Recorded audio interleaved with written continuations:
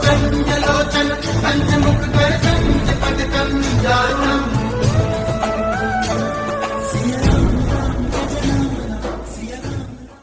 महाराज जी के आज के विशेषांक में रक्षा सूत्र परिवार के सभी सदस्यों का हार्दिक स्वागत है।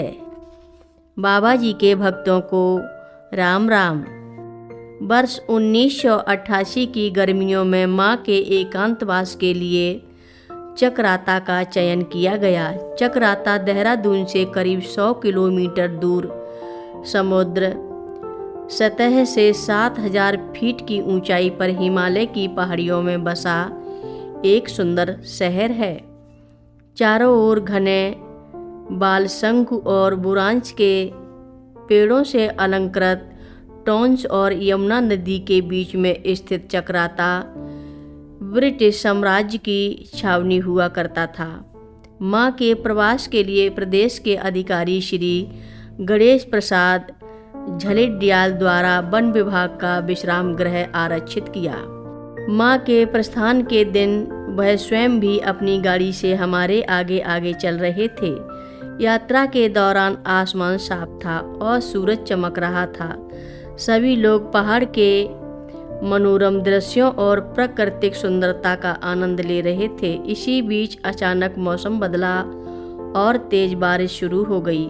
जैसे ही हम बेरात खाई के पास पहुंचे, चारों ओर घना कोहरा छा गया, जिसके कारण आगे का रास्ता दिखाई नहीं पड़ रहा था। घने कोहरे में कार की फॉग लाइट से भी कोई फर्क नहीं पड़ रहा था।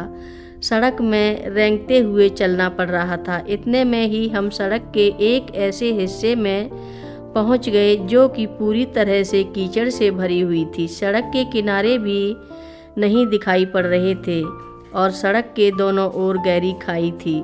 गाड़ी में सब लोग चुप बैठे थे। पीछे की सीट से गंभीर स्वर में हनुमान चालीसा की धीमी आवाज़ आ रही थी। यह मेरी अब तक की सबसे चुनौतीपूर्ण ड्राइव थी। उस दिन मुझे अपनी 4 व्हील ड्राइव कार के महत्व का अनुभव हुआ। हमने किसी तरह उस खतरनाक ढलान को पार किया और सायंकाल तक चकराता पहुंच गए।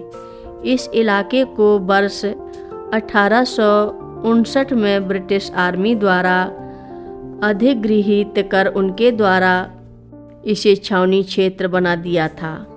यहाँ का डाक बंगला लकड़ी के सुंदर फर्श वाला घुमावदार खिड़कियों पर रंगीन शीशे लगा हुआ ब्रिटिश शैली में निर्मित था। ठंड से बचाव के लिए बंगले के प्रत्येक कमरे में आग जलाने के लिए फायर प्लेस बने हुए थे। यह इमारत लगभग 100 साल पुरानी थी और उपयोग में न होने के कारण अब जर्जर अवस्था में थी। घर के दरवाजे मुश्किल से खुल पा रहे थे। उनसे चरमराहट की आवाज़ आ रही थी। सोफे फटी हुई हाल में थे और चारों तरफ धूल की परतें जमी थीं। हम सब घर की साफ सफाई में लग गए।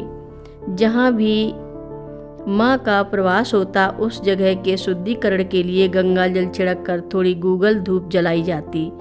हमने माँ के कक्ष की आवश्यक साफ सफाई करवा कर महाराज जी और हनुमान जी की छवियों को एक छोटी सी बेदी बनाकर उसमें सजा दिया जाता।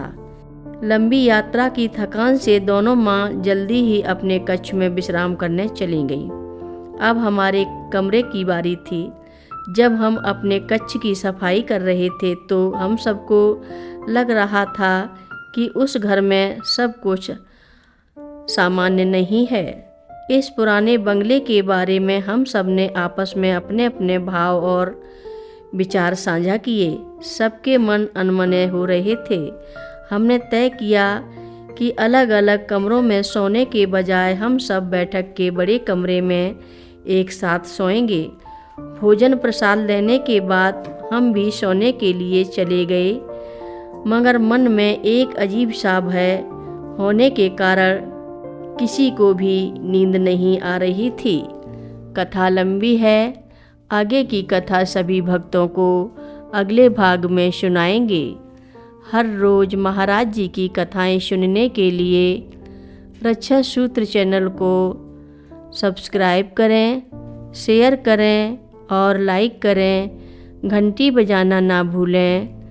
कमेंट बॉक्स में लिख भेजें, जय नीव करोरी बाबा जी महाराज। सभी भक्त मिलकर बोलो, नीव करोरी बाबा जी महाराज की जय बोलो, सिद्धि माता की जय जय बोलो।